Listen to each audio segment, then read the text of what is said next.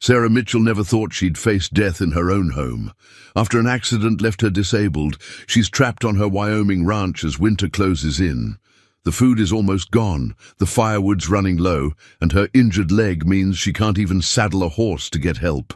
Just when all hope seems lost, word of her situation reaches Jackson Hayes, the wealthiest rancher in the territory. Known for his kindness as much as his fortune, Jackson refuses to let anyone suffer through winter alone. As the deadly storm approaches, he saddles up his strongest horse and rides out towards Sarah's ranch. But will he make it in time to save the stubborn cowgirl who's stolen his heart without ever meeting her? Before we jump back in, tell us where you're tuning in from. And if this story touches you, make sure you're subscribed, because tomorrow I've saved something extra special for you. Sarah's trembling fingers traced the neat columns in her leather-bound inventory journal. Each entry told the same story: dwindling supplies, shrinking portions, and the growing spectre of starvation. 2 cans of beans, half a sack of flour, more weevil than grain now, 3 potatoes sprouting in the cold darkness of her root cellar. Her careful handwriting had grown shakier over the past weeks, matching the tremors that now plagued her undernourished body. The morning light barely penetrated the frost-covered windows of her ranch house. Sarah pulled her father's old wool sweater tighter around her shoulders, its familiar scent offering little comfort against the bone-deep chill. Using the rough-hewn table for support, she pushed herself to her standing position, her mangled leg protesting every movement. 3 months. 3 months since her horse had spooked at a rattler, throwing her into a ravine. 3 months since. The break that hadn't healed right, leaving her with a leg that could barely support her weight. 3 months of watching her once prosperous ranch slowly succumb to winter's merciless grip. She reached for her crutch, the wood smooth from constant use. The journey from table to stove was only a few feet, but each step felt like a mile. The kettle was nearly empty. She'd have to melt more snow for water soon. Sarah measured out a precious spoonful of coffee grounds, her morning ritual becoming more of a ceremony with each passing day. "Enough self-pity," she muttered, her voice rough from disuse. The sound echoed in the empty house, a house that had once bustled with ranch hands and family. Now it was just her, the howling wind, and the growing collection of unanswered letters. On her desk, the latest letter from her sister in Boston sat unopened. Martha's elegant handwriting graced the envelope, no doubt containing another plea for Sarah to come to her senses and leave the ranch. But this land was more than property. It was her father's legacy, her mother's dream, and the only home she'd ever known. Sarah opened her journal again, adding today's breakfast to the list. 1/4 cup of oatmeal, stretched thin with hot water. No milk. The last had frozen solid weeks ago. She noted the time and date with mechanical precision, a habit ingrained from years of keeping ranch records. Below the entry, her shaking hand had written yesterday's temperature, -15 degrees. The mercury had dropped another 5 degrees overnight. The accident replayed in her mind as she stirred her meager breakfast. She'd been checking the far pasture fence line, a routine task she'd performed hundreds of times. The rattler had appeared from nowhere, a flash of scales in the autumn sun. Her horse, usually steady as stone, had reared in panic. The fall itself was a blur, but she remembered the sound, the sickening crack of bone-meeting rock, her scream echoing off the canyon walls. She'd dragged herself 3 miles back to the ranch house, her leg leaving a crimson trail in the dust. By the time she'd reached help, infection had set in. The frontier doctor had done his best, but resources were limited, and the nearest proper hospital was 2 days' ride away. The leg had healed wrong, leaving her with a permanent limp and constant pain. Sarah glanced at the last entry in her journal, written just yesterday: remaining firewood 3 days at current use. God help me when it runs out. The words stared back at her, a stark reminder of her mortality. She'd tried to ration the wood, spending most of her time in the kitchen, the only room she could justify heating. The rest of the house had become a frozen maze of memories. rooms she could no longer reach without exhausting herself. A sharp gust of wind rattled the windows, drawing her attention to the gathering storm clouds on the horizon. Weather this bad, this early in the season, it wasn't natural. The old-timers in town had warned this would be a killer winter, but she'd been too proud, too stubborn to listen. Now that pride might cost her everything. The nearest neighbor, old Jim Peterson, was 5 miles away. In good weather, with a sound horse and 2 good legs, it would have been an easy ride.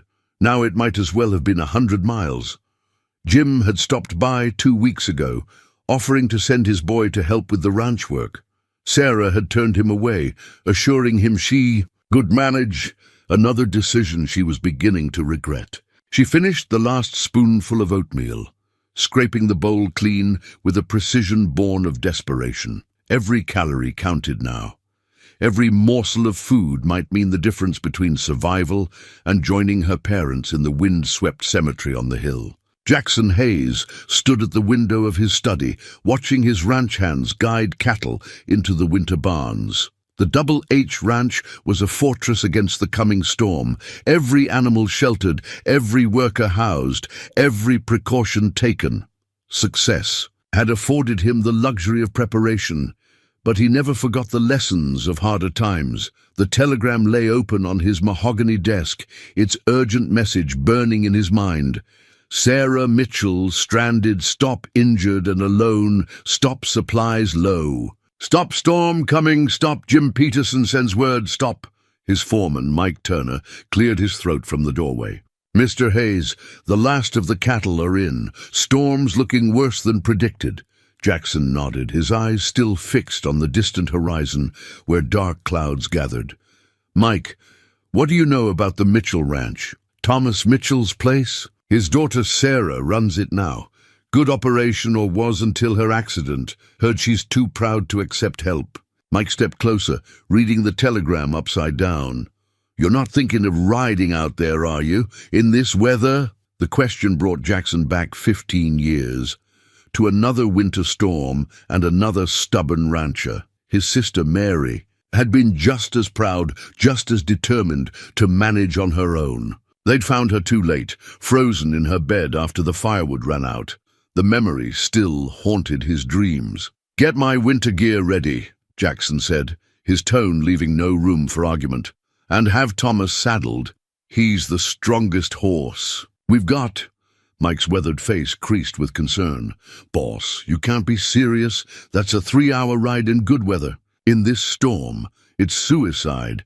Then I better leave now before it gets worse. Jackson moved to his gun cabinet, selecting his most reliable rifle. If I'm not back in 2 days, send a search party to the Mitchell place. At least take some of the boys with you, Mike pleaded. Jackson shook his head. They've got families. I won't risk their lives. He began gathering supplies.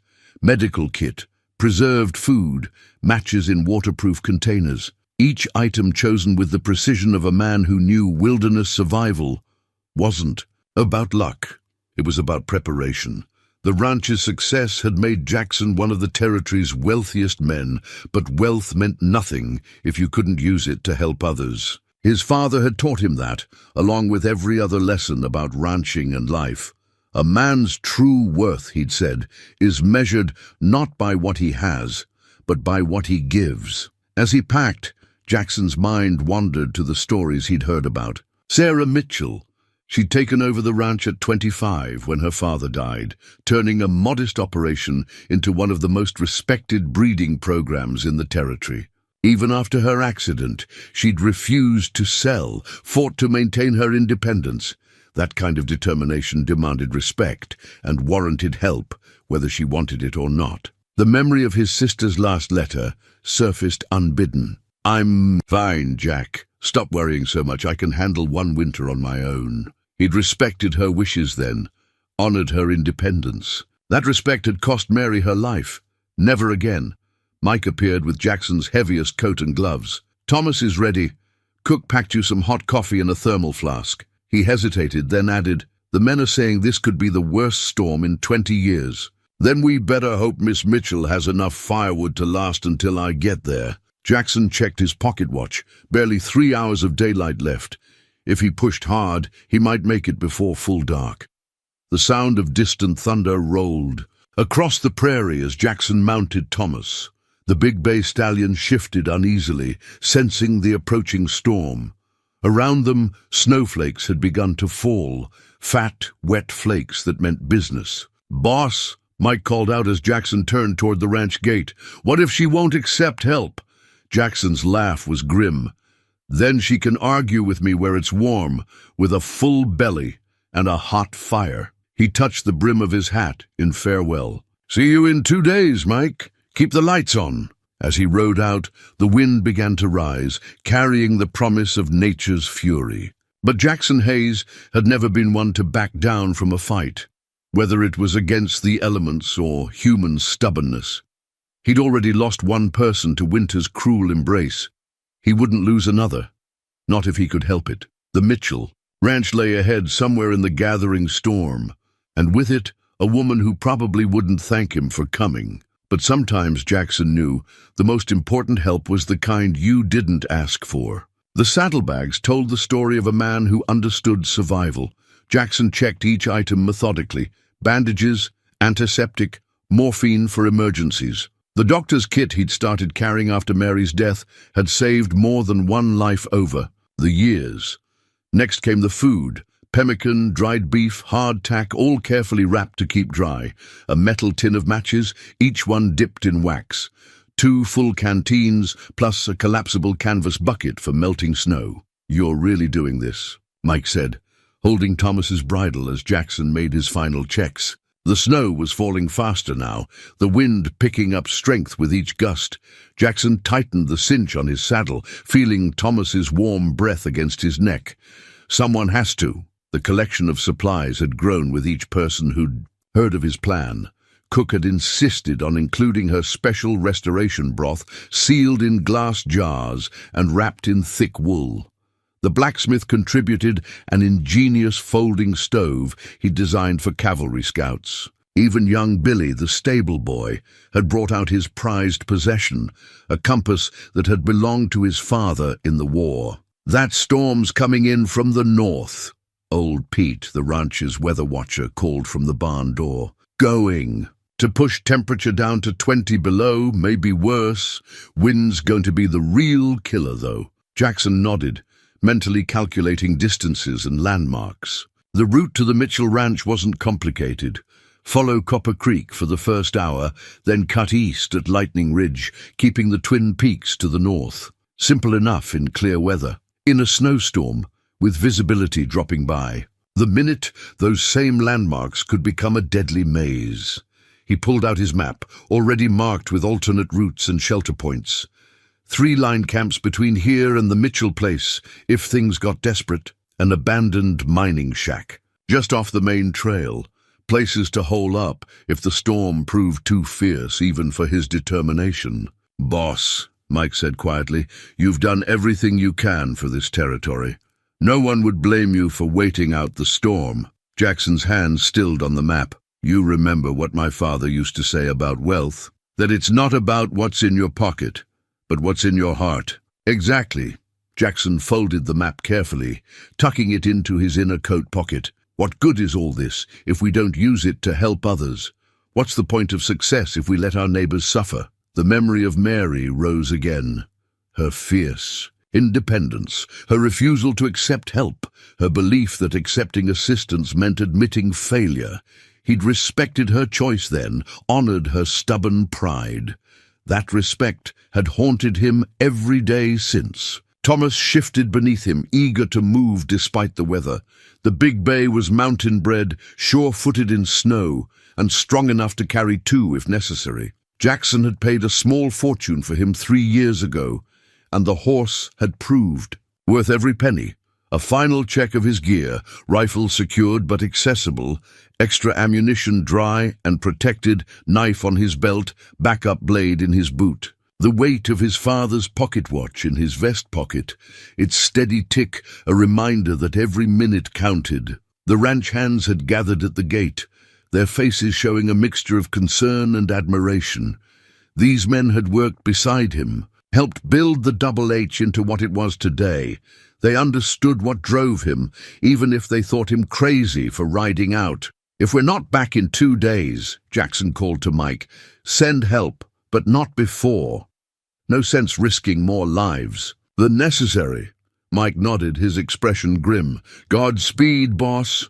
The first mile was deceptively easy, the snow still light enough to see the trail. Thomas moved confidently, his hooves finding solid ground beneath the growing white blanket. But Jackson could feel the storm's power building, see the way the clouds churned overhead like a pot coming to boil. Behind him, the Double H's buildings disappeared into the swirling snow. Ahead lay 3 hours of hard riding, if he was lucky. If not, he pushed the thought away, focusing instead on the rhythm of Thomas's stride, the weight of the supplies that might mean life or death for a woman he'd never met. The wind carried a sound like wolves howling, though Jackson knew it was just the storm's voice calling its challenge across the prairie. He pulled his scarf tighter, squared his shoulders, and pressed on. The real test was still to come. Sarah's father's pocket watch ticked steadily in her palm, its warmth fading as quickly as her hopes. 4 o'clock, and the storm had turned the afternoon dark as twilight.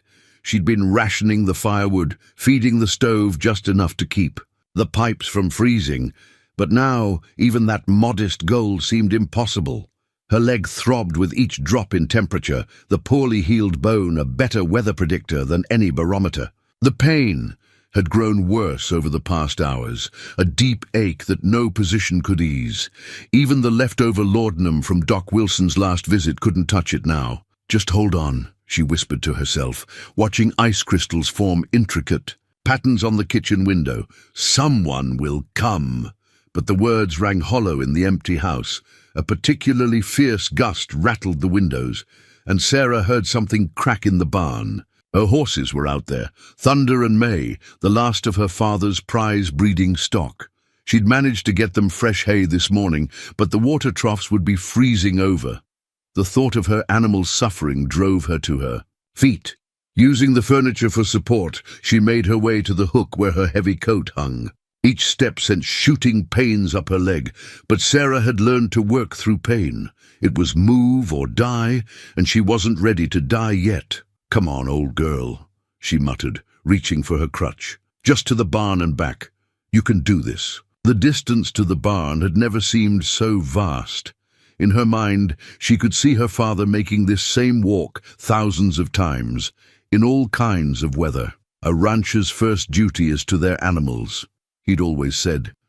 Even on the day he died, he'd insisted on checking the horses one last time. Sarah pulled open the heavy door, and the wind nearly knocked her down. Snow stung her face like needles, and her bad leg buckled. She caught herself against the doorframe, breathing hard.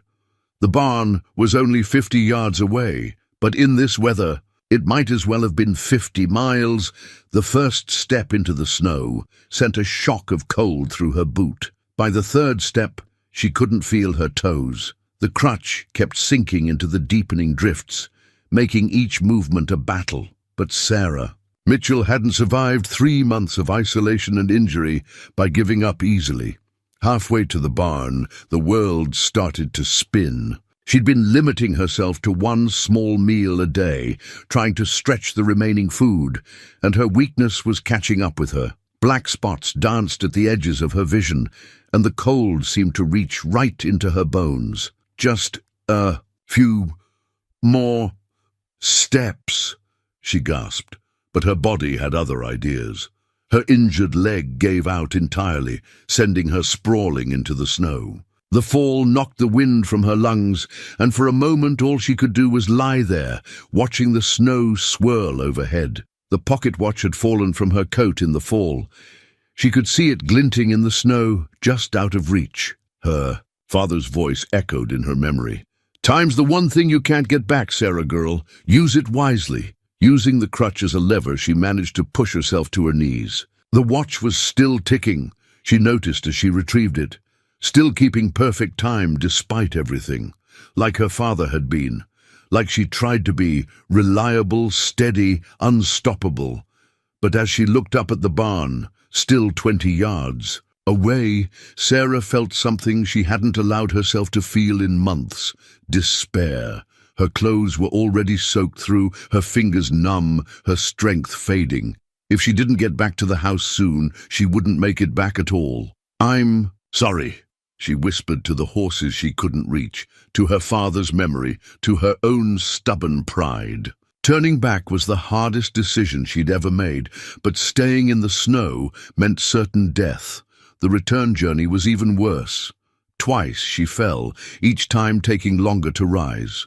By the time she reached the porch, tears had frozen on her cheeks, and her entire body shook with cold and exhaustion. Inside, the fire had died to embers. Sarah collapsed into her father's old chair, too drained even to remove her wet clothes. As darkness gathered outside, she clutched the pocket watch, its steady ticking now the only sound besides the howling wind. "Please," she whispered, though she wasn't sure who she was asking. "Please, help me." The storm's only answer was another violent gust that made the whole house creak, like a ship about to sink beneath icy waves. Jackson's compass was the only thing keeping him on course now.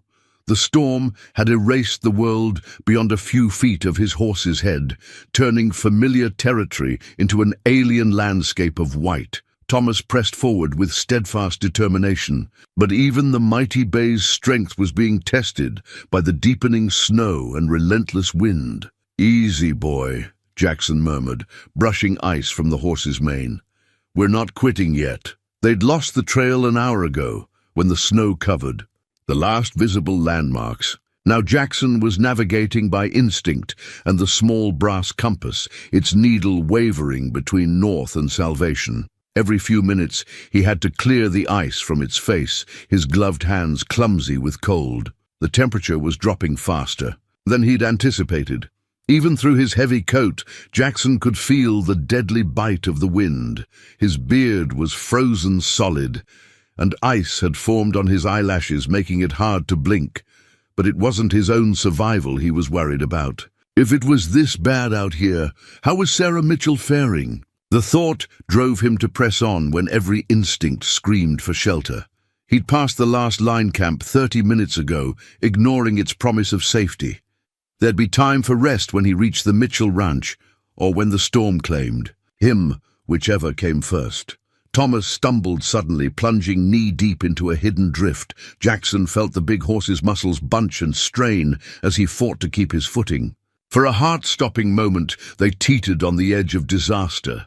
Then Thomas's strength prevailed, and they were moving again. But the close call was a stark reminder of their vulnerability. "Just like old times, eh?" Jackson patted Thomas's neck, remembering other rescues, other storms. The horse had carried him through things that would have killed lesser animals. But even Thomas had limits, and they were pushing them hard. The compass needle spun wildly for a moment before settling. Jackson squinted at it through the swirling snow, doubt creeping in for the first time. Was he reading it right? Had they drifted too far south? In weather like this, a mistake of a few degrees could mean missing the ranch entirely. His sister's face flashed before him, not as she'd looked at the end, but alive, laughing, full of the stubborn pride that had killed her. The same pride that might be killing Sarah Mitchell right now. "Not this time," he growled into the wind. "Not on my watch." The storm seemed to take his defiance as a challenge. The wind rose to a screaming pitch, driving snow and ice horizontally across their path. Thomas's ears flattened against his head, but he didn't falter, putting one massive hoof in front of the other with mechanical precision. Jackson had lost all sense of time. His pocket watch was frozen shut, and the sky was an unchanging grey void that offered no clues. They could have been riding for hours or days. Only the compass kept them going, its needle pointing the way with unwavering certainty. When the shadow loomed out of the whiteness, Jackson almost missed it. Then Thomas's head came up, his nostrils flaring. The horse knew the smell of other horses, even through the storm. They had to be close to the Mitchell ranch. But close wasn't. Good enough? Not with night coming on and the temperature still dropping. Jackson pulled his scarf down, trying to clear his ice-clogged nostrils for a better sense of direction. The wind punished him instantly, stealing his breath and replacing it with needles of ice. Through the gaps in the swirling snow, more shadows appeared and disappeared like ghosts. Trees, fences, buildings, everything looked wrong in the storms. Twisted light. Jackson felt a moment of pure terror. Had they somehow gone in a circle? Were these his own ranch buildings they were seeing? Then Thomas whinnied, the sound almost lost in the wind. An answering call came from somewhere ahead. The Mitchell horses, Jackson realized.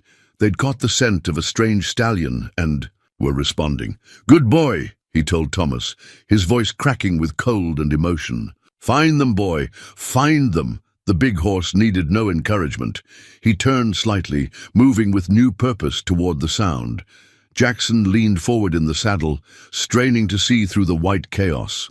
Somewhere ahead was a woman who didn't know help was coming.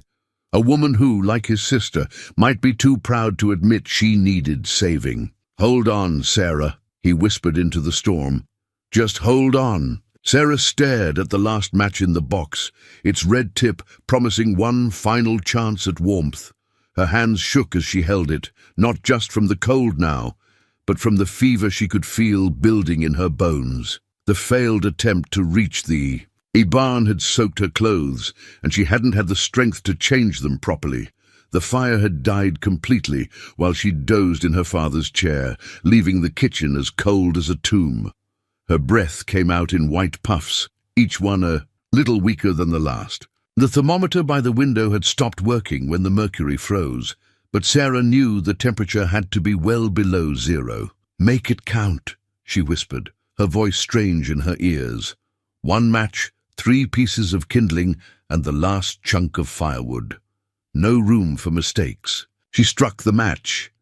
Nothing. Her heart stopped as she stared at the unlit match. The sulfur head was intact, but no flame appeared. Too cold, she realized with growing horror. The matches were too cold to light. Sarah tried to stand, thinking, to warm the match with her body heat, but her legs betrayed her. She crashed to the floor, the match skittering away under the stove. A cry of despair escaped her lips as she watched her last hope disappear into the shadows. The fall had jarred her injured leg, sending fresh waves of agony through her body. But worse than the pain was the knowledge that she couldn't get up. Her strength was gone, sapped by cold and hunger and the fever that made the room spin even. While lying still, "Get up," she commanded herself, her father's voice echoing in her memory. Mitchells don't quit, but her body wouldn't obey. The most she could manage was to drag herself closer to the stove, using her arms to pull her weight across the rough wooden floor. The motion sent her father's pocket watch sliding from her coat pocket. It landed face up, its hands still marking. Time with merciless precision. 6 o'clock. Night was falling. Strange shapes danced at the edges of her vision. Was that her mother in the corner, hanging washing as she used to do? No. Just her coat on its hook, swaying in drafts that found every crack in the old house's walls. Sarah tried to focus, to think through the fog settling over her mind. There were things she should be doing, important things.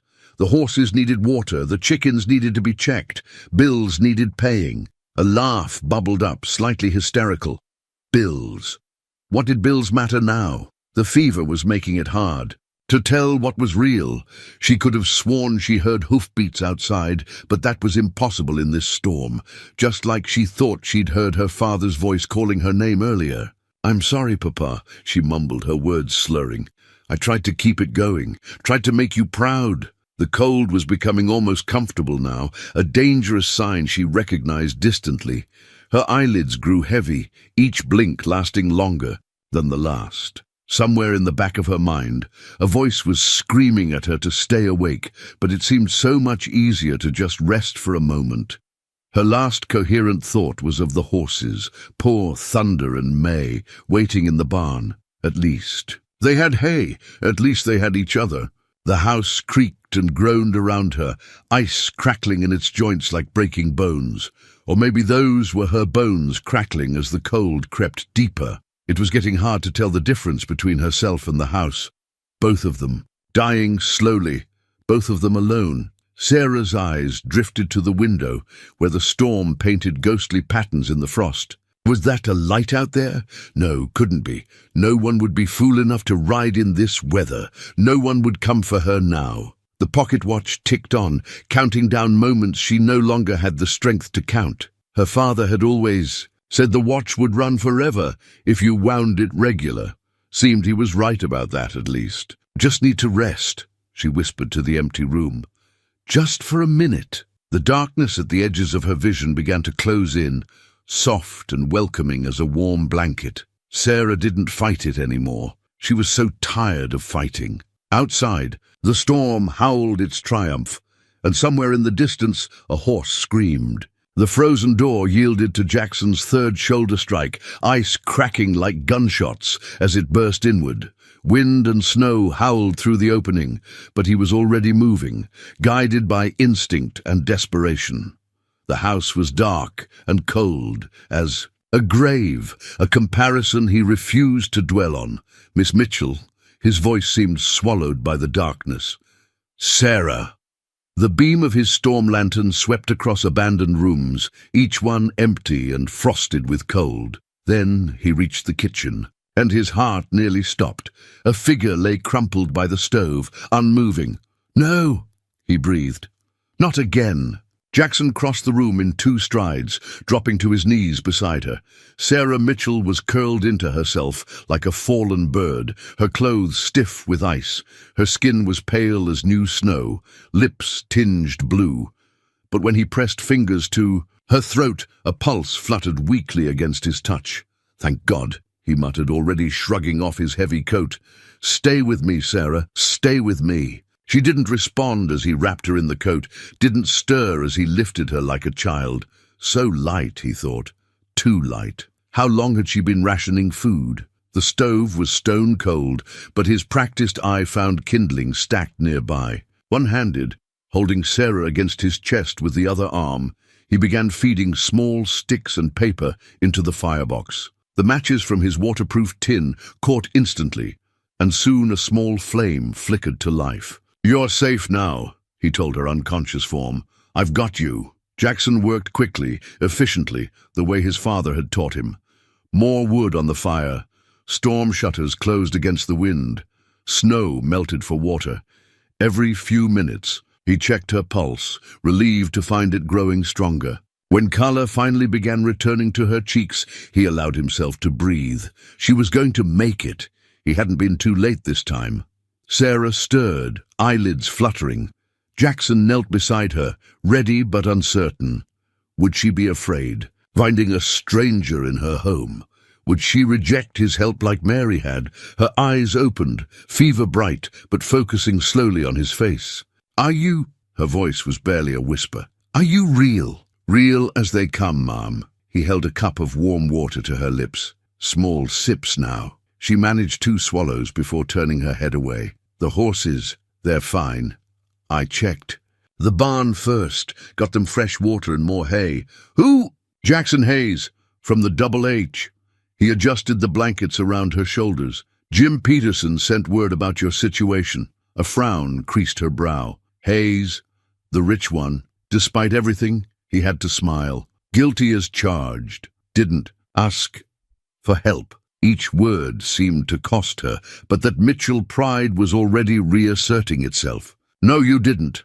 Jackson fed another log into the stove. Just like my sister didn't ask, the winter she died. That silenced her.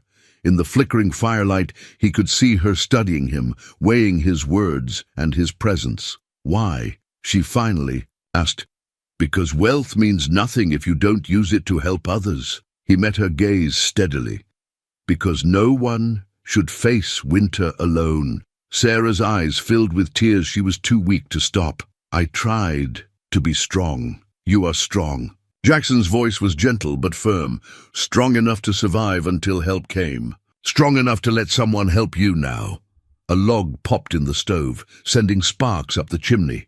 Outside, the storm raged on, but in here, warmth was slowly returning. Sarah's breathing had eased, and some of the tension had left her face. "Rest," Jackson told her. "We can talk more when you're stronger." She was already drifting off, but her hand found his, squeezing weakly. "Thank you," she whispered. Jackson waited until she was fully asleep before carefully withdrawing his hand. There would be time later for conversations, for figuring out how to help without wounding her pride. For now, it was enough that she was alive, that he hadn't failed. This time, he settled into a chair by the stove, prepared to keep watch through the night. On the floor where he'd found her, Sarah's father's pocket watch kept ticking, marking the moments of a life that would continue after all. The storm could rage all it wanted now. Inside this kitchen, hope had rekindled along with the fire. The medical kit spread before Jackson told a story of careful preparation. Bandages, herbs, tinctures, everything chosen with purpose. He'd learned field medicine during his early ranching days when doctors were scarce and emergencies common. Now, watching Sarah's fitful sleep, he was grateful for every lesson. Her fever worried him most. The thermometer from his kit showed 102 degrees and climbing. Hypothermia followed by fever was dangerous. He'd seen it kill strong men in the mountains, but Sarah Mitchell was proving stronger than most. "No," she muttered, trying to push away the damp cloth he pressed to her forehead. "Have to check. The fences. Fences can wait," he said quietly, noting how she calmed at the sound of his voice. "Your job right now is getting better." While she slept, Jackson had taken stock of the ranch's situation. The kitchen told the story of her careful rationing, nearly empty shelves, precisely measured portions. She'd managed her resources well, but no amount of careful planning could have prepared for this winter. He'd found her journal by the stove, its neat columns showing dwindling supplies. The last entry was smudged, the usually precise handwriting shaky. "God help me when it runs out." "He did," Jackson murmured, adding another log to the fire. "He sent me." Sarah stirred again, her eyes opening clearer than before. "Mr. Hayes?" "Jackson," he corrected, helping her sit up slightly. "Think you can manage some broth?" She nodded, though he could see the effort it cost her. Pride warred with necessity on her face as he held the cup to her lips. The broth was one of Cook's special recipes, rich with nutrients needed for healing. "Your horses," she said after a few sips. "Are they in your barn with yours, all settled for the night?" He smiled at her priorities. "Thomas, that's my bay, has already made friends with your pair." "Thunder and May!" A shadow crossed her face. "I tried to reach them earlier. That's how you got soaked." It wasn't a question. He'd seen the tracks in the snow, the struggle journey that had nearly killed her. "They're fine. You're the one we need to worry about." Sarah's hand trembled as she reached for the cup again. This time, he let her hold it herself, staying close in case her strength failed. "Why did you come?"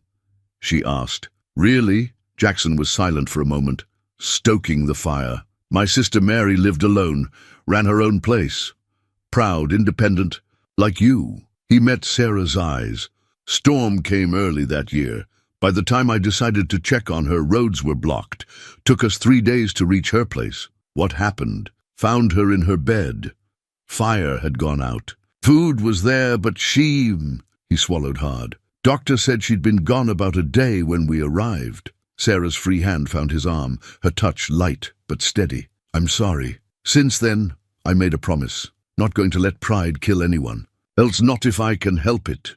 The wind howled outside, rattling windows, and reminding them both how close she'd come to sharing Mary's fate. Sarah shivered, and Jackson tucked the blankets tighter around her. "I'm not..." She paused, gathering strength. "I'm not used to needing help. None of us are." He checked her fever again.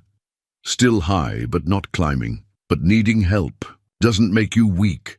Sometimes it just makes you human." She managed a weak smile. "Is that what you tell all the stubborn ranchers you rescue?" "Only the ones worth saving." Their eyes met, and something passed between them. Understanding, perhaps, or the beginning of trust. Then Sarah's strength failed, and she sagged back against the pillows. "Rest," Jackson said, taking the empty cup. "The storm's not letting up any time soon, and you've got some healing to do. You'll stay." The question was barely a whisper, but he heard the fear behind it. Fear of being alone again, of waking to find this had all been a fever dream. "Not going anywhere," he promised. "Got nowhere better to be than right here." Sarah's eyes drifted, closed, her breathing evening out. In sleep, the lines of worry smoothed from her face, making her look younger, more vulnerable. Jackson settled back in his chair, prepared for another night of watchful waiting. Outside, the storm raged on, but it had lost its power to frighten. In this kitchen, with the fire crackling and Sarah sleeping peacefully, they had created a fortress against the cold. And in that fortress, something new was taking root, something neither of them had expected to find in the heart of winter. Dawn broke on the third day with Sarah sitting up in her father's old rocker, hands wrapped around a steaming cup of coffee. Real coffee from Jackson's supplies, not the stretched thin brew she'd been rationing. The simple pleasure of it brought tears to her eyes that she quickly blinked away. "Good?" Jackson asked, his own cup warming his hands as he leaned against the stove. "Best I've had in months." She took another careful sip, savoring the rich flavor, though that might be the starvation talking. His expression tightened at her attempt at humor, and Sarah regretted the words immediately. Over the past 2 days, as her fever broke and strength slowly returned, she'd learned to read the shadows that crossed his face when she mentioned how close she'd come to dying. "Sorry," she said softly. "That wasn't funny." "No, it wasn't." He set his cup down, came to crouch beside her chair. "But you're alive. That's what matters." The morning light caught his face, and Sarah studied him properly for the first time since he'd burst through her door. Strong features, weathered by sun and wind, but kind. Eyes that saw too much, maybe, but didn't judge. Not what she'd expected from the territory's wealthiest rancher. "Tell me about her," Sarah said suddenly. "Your sister." Jackson was quiet. For so long she thought he wouldn't answer. Then he pulled up a chair, settling in with the air of a man preparing to unlock a long-closed door. She was like sunlight, bright, warm, stubborn as the day is long. A smile touched his lips. She could gentle the wildest horse, charm the orneriest ranch hand, but she had her pride, wouldn't take a penny from anyone, wouldn't admit when she needed help. "Sounds familiar," Sarah murmured. "She was running her place alone after her husband died, doing fine too until that winter." His hands tightened on his cup. "I kept thinking I should check on her, but she'd been so adamant about handling things herself. Didn't want to insult her by showing up uninvited."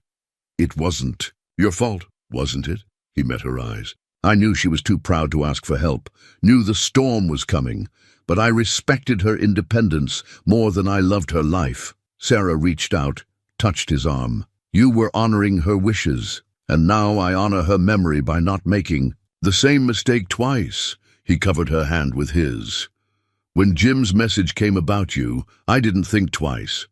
Couldn't." The touch of his hand sent warmth through her that had nothing to do with coffee or the crackling fire. Sarah found herself noticing other things, the gentle strength in his fingers, the way his presence filled the kitchen with something more than just body heat. "I've been thinking," Jackson said, withdrawing his hand slowly, "about your ranch."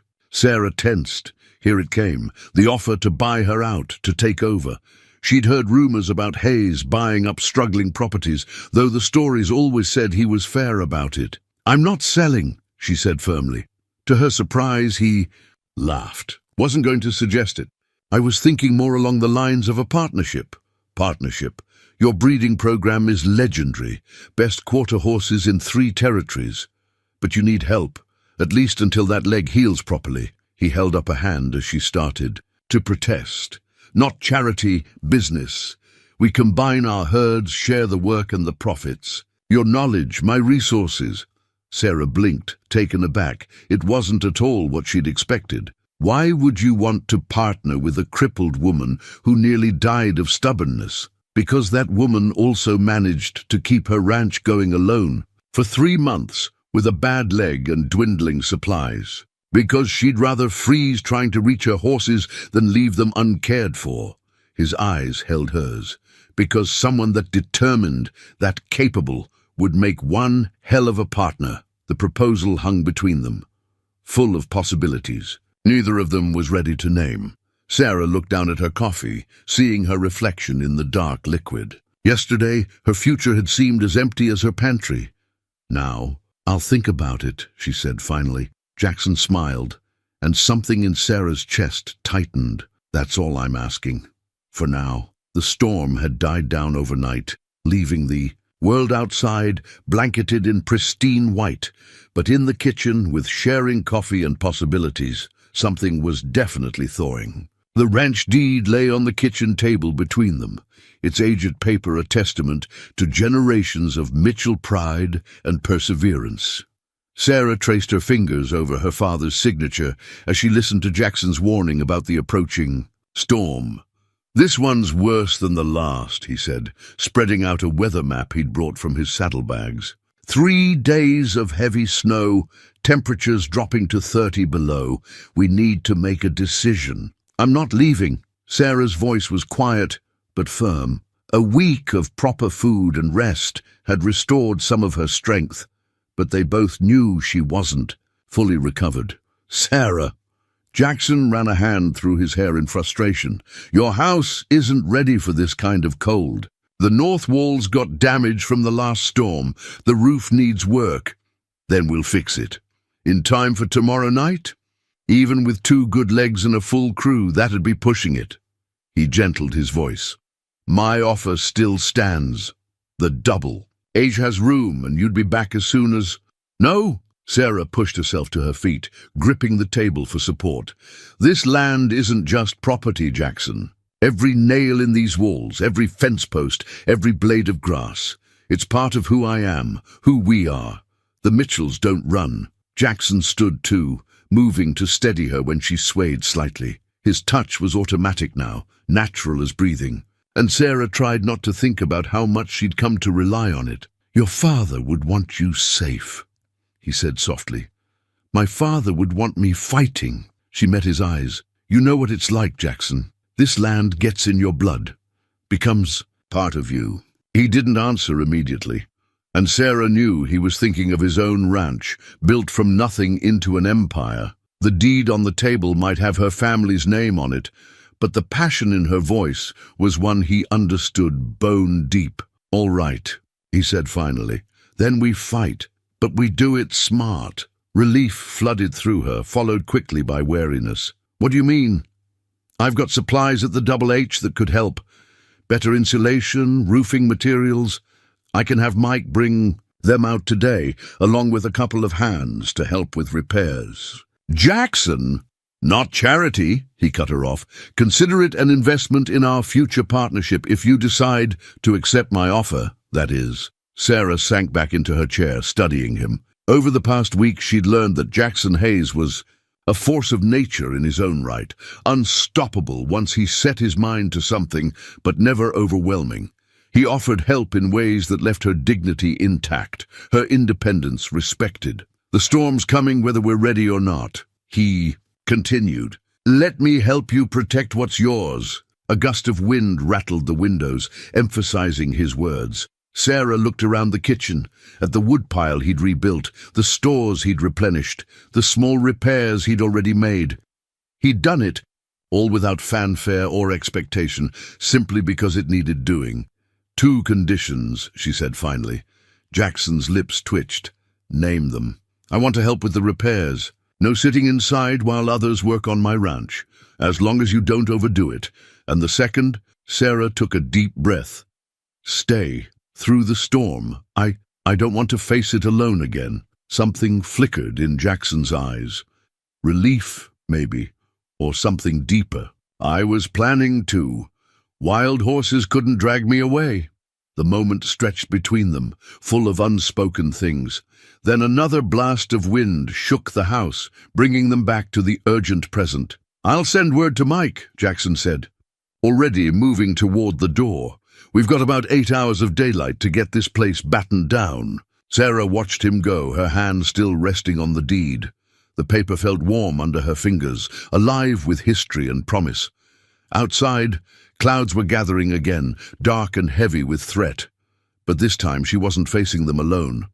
This time she had a partner, even if neither of them was ready to define exactly what that meant. Sarah's journal lay open on her lap, its pages filled with more than just ranch accounts now. Between the careful columns of numbers and supply lists, she'd begun writing about other things, the way Jackson's crew worked with quiet efficiency, the unexpected lightness in her chest when she heard his boot steps on the porch, the growing certainty that something in her world had shifted irreversibly. "Penny for your thoughts?" Jackson's voice startled her from her writing. He stood in the doorway, snow melting on his shoulders, holding out a cup of coffee like a peace offering. "Might need a whole $1 for these ones," she replied, accepting the cup. Their fingers brushed in the exchange, a touch that sent warmth through her that had nothing to do with the hot drink. "Must be some thoughts." He settled into the chair beside her, his own coffee steaming in the cool air. The repairs were progressing, new insulation in the walls already making the house warmer, but they could still see their breath in, the morning chill. "I was thinking about the accident," Sarah said slowly, "about how different things might have been if I'd just listened to the warning signs that day." Jackson waited, giving her space to find the words. That was something else she'd noticed about him. He knew when to push and when to just be still. "Thunder, my horse." He was acting strange that morning, nervous. "I should have paid attention, but I was too focused on getting the work done." She traced the edge of her journal. "Too proud to admit that maybe I was pushing too hard, trying to prove I could do it all alone." "We've all been there," Jackson said quietly. "After my father died, I nearly worked myself into the ground trying to prove I could run the Double H single-handed. Pride's a dangerous partner on a ranch." "How did you learn to let go?" "Same way you are now. Life has a way of teaching us the hard lessons." He smiled slightly. "Though I didn't have someone as stubborn as me showing up in a snowstorm to drive the point home." Sarah laughed, the sound surprising them both. "Are you calling me stubborn, Mr. Hayes?" "Takes one to know one, Miss Mitchell." Their eyes met over their coffee cups, shared humor warming the space between them. Outside, Jackson's men were finishing the roof repairs, their hammers creating a steady rhythm that seemed to echo Sarah's heartbeat. "Tell me about the day you took over the Double H," she said suddenly. "What was that like?" Jackson was quiet, for a moment, gathering his memories. "I was 24, too young really, but Pa didn't give me much choice about it. Cancer took him quick." He stared into his coffee as if seeing the past reflected there. "The hands, they were good men, but they'd known me since I was a boy. Hard for them to take orders from someone they remembered falling off his first horse." "How did you handle it?" "Learned to listen more than I talked, to admit when I didn't know something. Found out that asking for help actually made the men respect me more, not less." He glanced at her.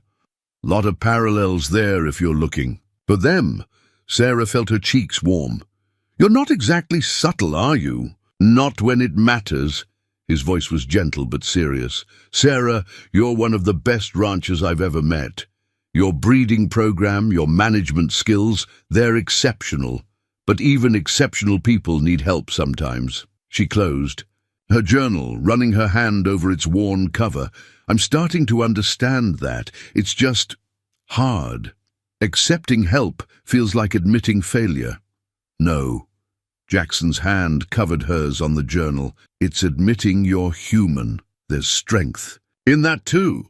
The touch of his hand sent electricity up her arm, and Sarah found herself holding her breath. They'd been dancing around this growing attraction for days, both too cautious to acknowledge it directly. "Jackson, A shout from outside interrupted her. Mike, Jackson's foreman, was calling for him, something about the approaching storm. Jackson squeezed her hand once before releasing it. Hold that thought, he said, rising. We've got work to finish before this weather hits. Sarah watched him go, her hand still tingling where he'd touched it. In her journal, the blank page, waited for words she wasn't quite ready to write, but they were coming. Like the storm on the horizon, like the changing seasons, some things couldn't be held back forever. The old clock on the mantel ticked back to life under Jackson's careful hands.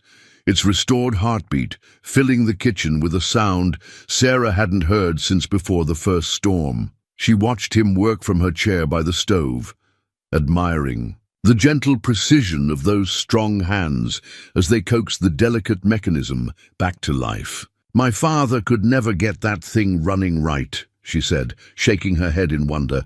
How did you learn to fix clocks? My grandfather. Jackson adjusted something tiny with a watchmaker's tool. He said a man should know how to fix anything he might need to count on. Clocks, guns, fences, trust, they all need regular maintenance. The way he glanced at her on the word trust made Sarah's heart skip a beat. The past 2 days of preparation had changed things between them, though. Neither had put it into words yet.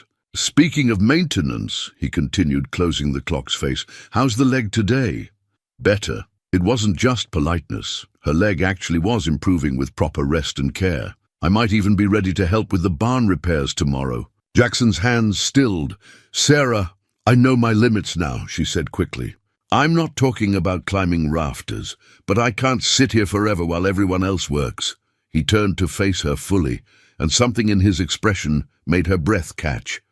No one thinks you're sitting idle. You've been directing repairs, managing supplies, planning for after the storm. That's work too. It doesn't feel like enough, because you're used to doing everything yourself. He moved to kneel beside her chair, his eyes level with hers. But that's not how partnerships work. There it was, that word again, partnership. It had come to mean something more than just business arrangements and shared herds. Tell me about your vision for the partnership, Sarah said softly. Really tell me. Jackson was quiet for a moment, gathering his thoughts. Outside, the wind was picking up again, but the newly repaired walls stood firm against it. I see our herds combined. Your breeding expertise paired with my resources. Both ranches operating independently but supporting each other. Shared work, shared profits. He paused. Shared lives, maybe, if that's something you might want. Sarah's heart thundered in her chest. That's quite a business proposal, Mr. Hayes. Not just business. His hand found hers, warm and steady. Sarah, I've known since I found you in this kitchen that you were someone special, someone who could match me, challenge me, make me better than I am alone. Jackson, let me finish. His thumb traced circles on her palm, sending shivers up her arm. I'm not asking for anything right now. You need time to heal, to find your footing again. But I want you to know that when you're ready, I'm here, whatever you want this to be. The clock ticked steadily in the background as Sarah looked at their joined hands. A week ago, she'd been dying in this same kitchen, too proud to ask for help. Now, she was considering not just accepting help, but joining her life with the man who'd offered it. I'm not good at depending on people, she said finally. I'm not asking you to depend on me. I'm asking you to walk beside me. His free hand came up to touch her cheek. There's a difference. The touch sparked something in Sarah. A need she'd been holding back, a hunger that had nothing to do with food. Before she could think better of it, she leaned forward and pressed her lips to his. Jackson froze for a moment in surprise, then responded with a gentleness that brought tears to her eyes. The kiss was soft, questioning, full of possibilities neither of them had dared voice before. When they parted, Sarah rested her forehead against his. That wasn't very proper of me. Jackson's laugh was low and warm. Proper is overrated. He kissed her again briefly, especially in the middle of nowhere during a snowstorm. The wind howled outside as if in agreement, but its threats held no power now. The house was secure, the repairs nearly complete, and something new had been repaired along with the clock, something in Sarah's heart that she hadn't even known was broken. So, Jackson said, still holding her hand. "About that partnership." Sarah smiled, squeezing his fingers. "I think we might be able to work something out." The clock struck the hour, its restored voice strong and clear, marking not just time, but the beginning of something neither of them had expected to find in the heart of winter. The hand-carved cane Jackson presented to Sarah was a work of art, crafted from polished oak with a grip that fit her hand as if it had been measured for it.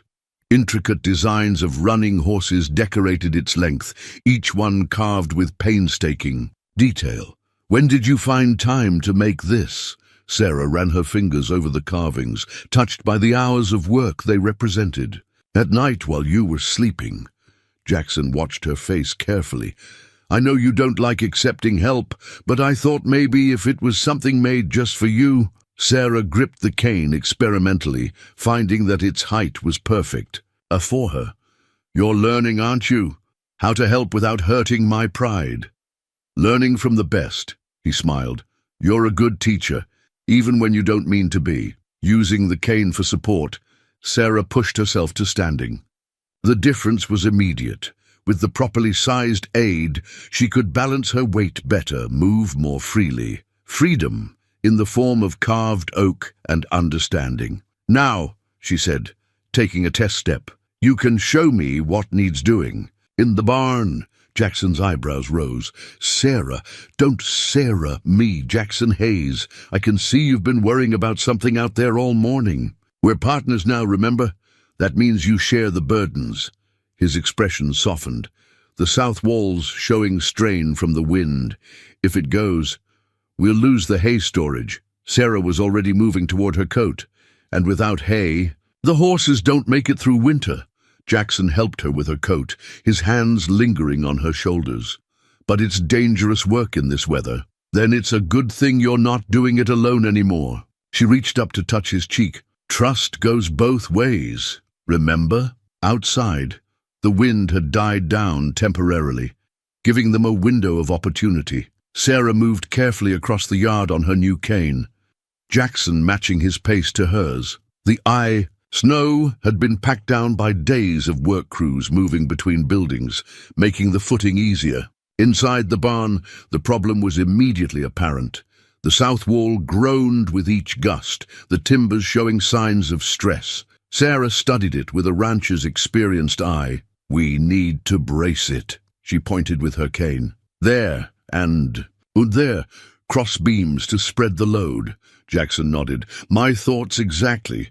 Mike brought some timber yesterday, but you were worried about asking me to help with decisions about my own barn?" Her tone was gently teasing.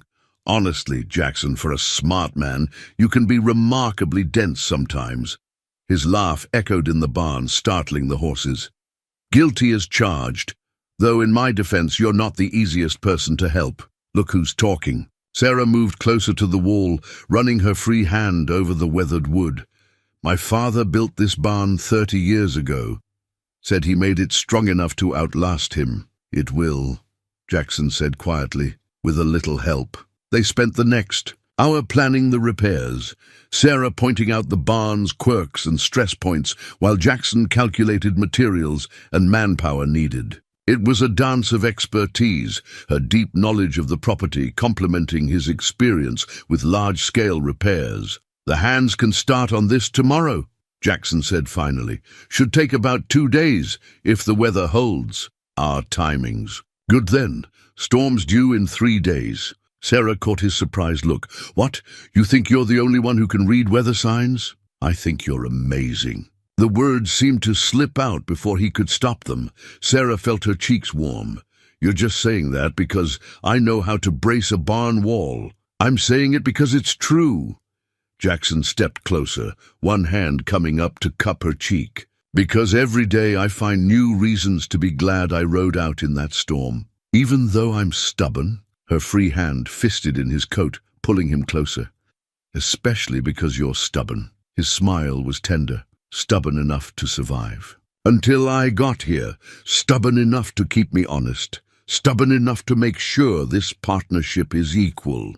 Their kiss was interrupted by the sound of approaching horses, Mike and the work crew arriving with supplies. Sarah stepped back reluctantly, straightening her coat. "Equal partners," she said firmly. "Starting now." Jackson nodded, understanding. All she wasn't saying. The wall would be fixed, the storm weathered, the ranch preserved. Together, as it should be. The carved cane in Sarah's hand was no longer just a support. It was a symbol of how to help with love, how to accept with dignity, and how two stubborn hearts could find strength in sharing their burdens. The first crocus pushing through the melting snow caught Sarah's eye as she and Jackson walked the fence line. She stopped, leaning on her cane to point out the tiny purple bloom to him. "First flower of spring," she said softly. "Papa always said they were God's way of promising winter can't last forever." Jackson squeezed her hand, his grip warm despite the lingering chill in the air. "Your father seems to have been a wise man. He would have liked you." Sarah straightened, testing her weight on her healing leg. Once he got past the whole rich ranchers thing, and how long would that have taken? Jackson's eyes crinkled with amusement. "Oh, about as long as it took me." She smiled up at him. "Though you did have the advantage of dramatic rescue in your favor. The past week had brought gradual but steady improvements. The repaired barn stood strong against the last storm, which had proved milder than expected. Sarah's leg was healing better with proper rest and care, and the ranch was showing signs of recovery everywhere they looked. "Speaking of dramatic," Jackson said, helping her over a rough patch of ground, "Mike brought the breeding records from the Double H this morning. I'd like you to look them over, see if any of our bloodlines would complement your program." Sarah felt a familiar thrill at the prospect of working with good horses. "Looking to improve your stock, Mr. Hayes? Looking to combine our strengths, Miss Mitchell." He stopped walking, turned to face her. "The partnership papers are ready whenever you want to review them." The wind carried the scent of thaw, wet earth and new grass waiting to emerge. Sarah took a deep breath, savoring the promise of spring in the air. "Seems fitting to start fresh with the new season. Does that mean you're ready to make it official? The business partnership?" She raised an eyebrow. "Or something else?" Jackson's laugh was rich and warm. "One step at a time, though I'll admit I've been thinking about both." They resumed walking, comfortable in their shared silence. The ranch spread out before them, showing signs of renewal despite winter's lingering grip. New fence posts stood straight and strong beside weathered ones. Fresh hay filled the repaired barn. Even the house seemed to stand taller, its repaired walls and roof ready for whatever weather might come. "I've been thinking too," Sarah said. "Finally, about what you said before, about shared lives." Jackson's step faltered slightly, but he kept his voice casual. "Oh? I always thought accepting help meant giving up independence." She stopped walking, waited until he turned to face her. "But this past month has taught me something different. Real partnership. It doesn't make you weaker. It makes both people stronger." Sarah, his voice was rough with emotion. She pressed on, needing to say it all. "I'm not just talking about ranch management anymore. I think you know that." "I do." Jackson took both her hands in his, heedless of the cane that clattered to the ground. "I've known since that first morning, watching you fight your way back to strength, that you were someone I wanted to build a life with. Not just work with. Live with, love with, face whatever comes with." The crocus bloomed purple against the snow behind them as Sarah stretched up to kiss him. This wasn't their first kiss, but it felt different, like a seal on a promise, like the first page of a new chapter. When they parted, Jackson pressed his forehead to hers. "Is that a yes to the partnership?" "Which one?" Sarah smiled. "Because I'm thinking maybe we should discuss both." "Both?" His eyes lit with hope and happiness. "You're sure?" "I'm sure." She looked around at her ranch. Their ranch now, in more ways than one. Papa also used to say that when God sends you a miracle, you don't question it. You just say thank you and hold on tight. Jackson retrieved her cane, handed it back with a flourish. "Your father really was a wise man." They continued their inspection of the fence line, making plans both spoken and unspoken. The spring wind carried promises of new growth, new beginnings. new life stirring beneath the melting snow, and in a protected corner by the fence, watched over by two people learning to build a future together, the first crocus of spring turned its face to the warming sun, proving once again that no winter lasts forever. The partnership agreement spread across the kitchen table, its fresh ink glistening in the morning light. Sarah studied the elegant legal script that bound their ranches and their lives together, her finger tracing the line where they'd both signed their names. "Having second thoughts?" Jackson asked, setting a cup of coffee beside her. "No," Sarah smiled up at him. "Just thinking about how much has changed in 2 months. When winter started, I was barely surviving. Now you're thriving." Jackson settled into the chair beside her, his thigh warm against hers. "We both are." The changes were visible everywhere they looked. The ranch hummed with productive energy, hands from both properties moving easily between tasks, Jackson's resources combining with Sarah's expertise to create something greater than either had managed alone. Their prize mare, Thunder's Daughter, was heavy with foal, the first of many planned breedings between their combined bloodlines. The veterinarian had confirmed yesterday that it would be twins, a rare and valuable occurrence that seemed to symbolize the joining of their operations. "Mike says the new breeding barn will be finished next week," Jackson said, sipping his coffee, "ahead of schedule and under budget. That's because someone was clever enough to use local timber instead of having it shipped in." Sarah nudged his shoulder, "though I seem to recall a certain wealthy rancher arguing about quality standards. And I seem to recall being thoroughly proven wrong by a certain stubborn woman who knows more about local resources than I do." His smile was warm with affection and respect. A comfortable silence fell between them, broken only by the sounds of morning ranch work drifting through the open window. Sarah's leg had healed enough that she now used the carved cane only for long walks, though she'd kept it prominently displayed by the door, a reminder of how love could disguise itself, as help and pride could mask itself as independence. "I got a letter from Martha yesterday," Sarah said, referring to her sister in Boston. "She's planning to visit this summer, says she needs to meet the man who managed to partner with her stubborn sister. Should I be worried?" "Terrified," Sarah laughed. "She's even more strong-minded than I am." "Not possible." Jackson caught her hand, brought it to his lips. "Besides, I have experience now with Mitchell women. I know the secret." "Oh, do tell." "Respect their strength, support their dreams, and love them exactly as they are." His eyes held hers. "The rest takes care of itself." Sarah's heart swelled, with an emotion that still surprised her with its intensity. 2 months ago, she'd seen accepting help as a weakness. Now she understood that the real weakness had been in denying herself the chance at this kind of partnership, one built on equal respect, shared goals, and deep understanding. A commotion outside drew their attention. Through the window, they could see one of the new hands struggling with a young colt. Without discussing it, they both rose and headed for the door, moving in the synchronized way they'd developed. "Remember when that would have been just you dealing with it?" Jackson asked as they crossed the yard.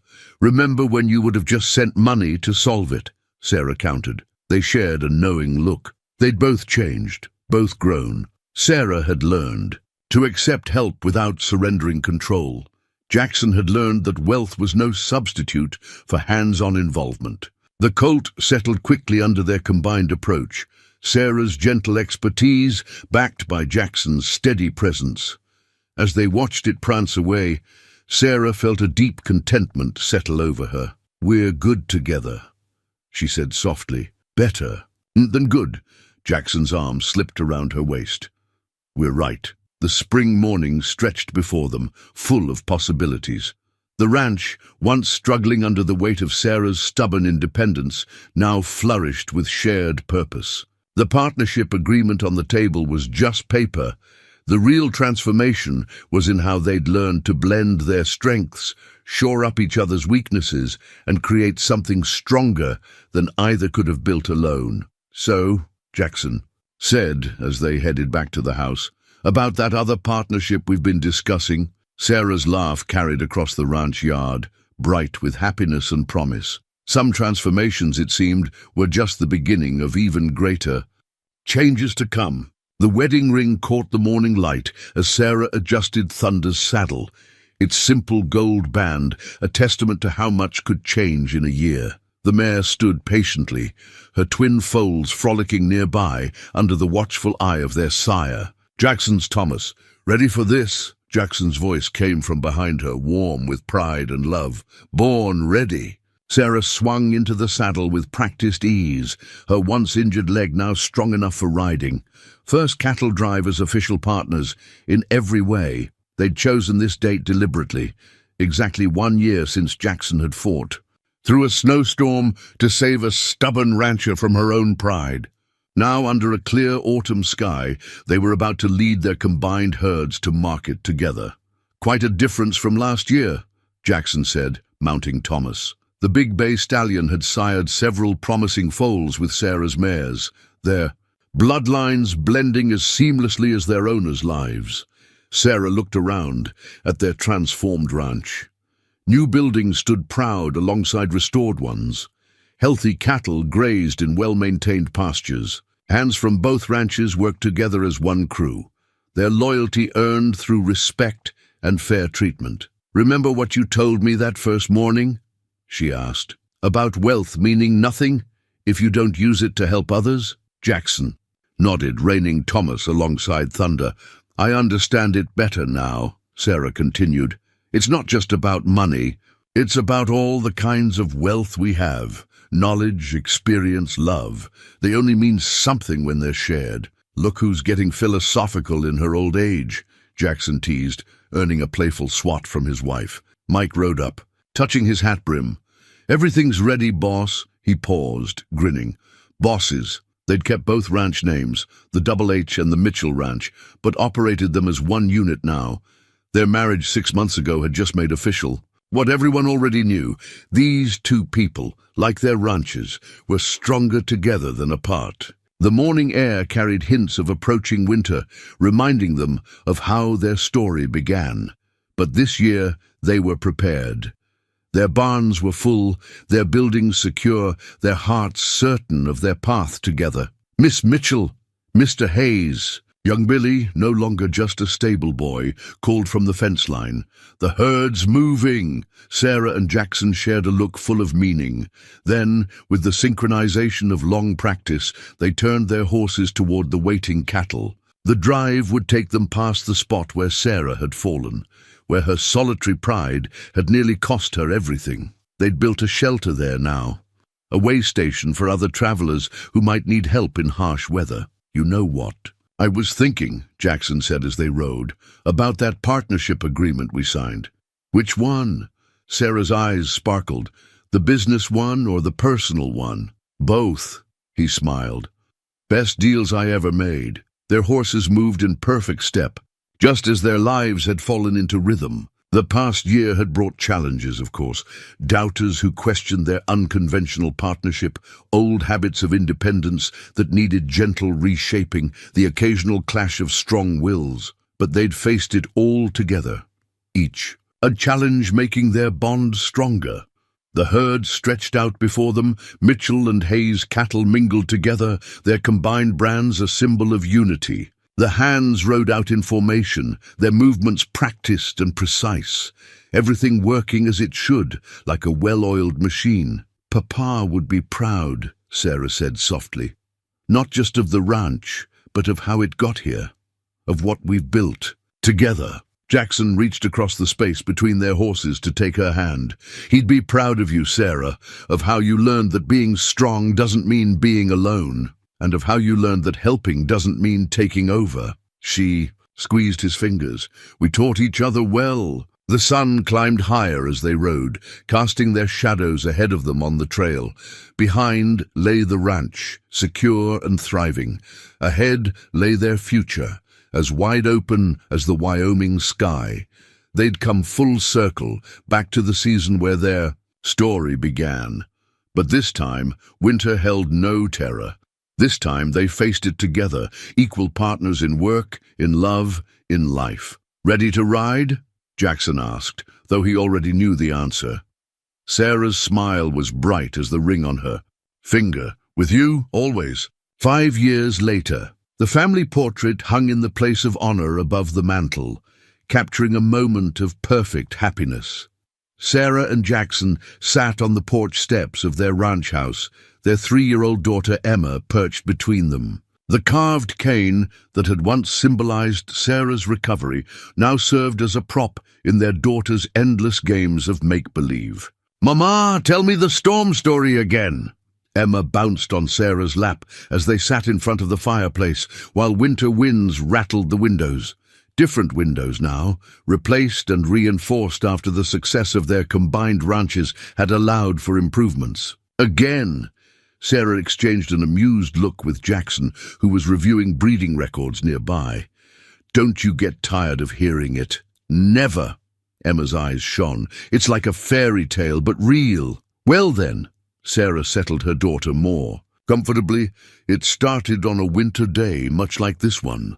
Jackson set aside his work to listen, though he'd heard the story countless times. They'd shaped it over the years into something that contained all the important truths while remaining appropriate for young ears.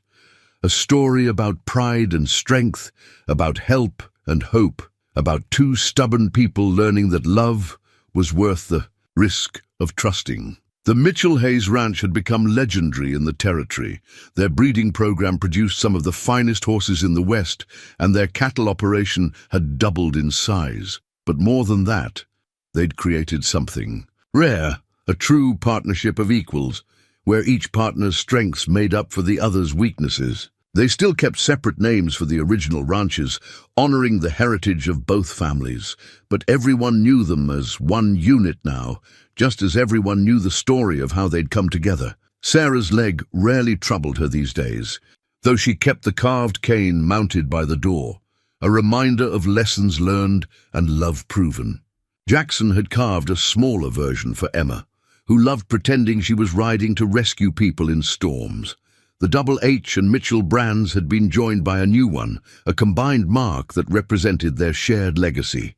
It appeared on their finest horses, the ones that carried both bloodlines, just as Emma carried both their names. They'd built something their daughter would be proud to inherit someday, not just the ranch, but the story of how it came to be.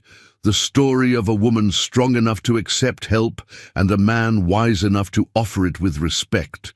The story of how love could heal not just bodies, but pride, and how two independent spirits could find strength in joining forces. As Emma drifted off to sleep in her mother's arms, the story finished once again. Sarah caught Jackson's eye over their daughter's head. "Think she'll ever get tired of hearing it?" she whispered.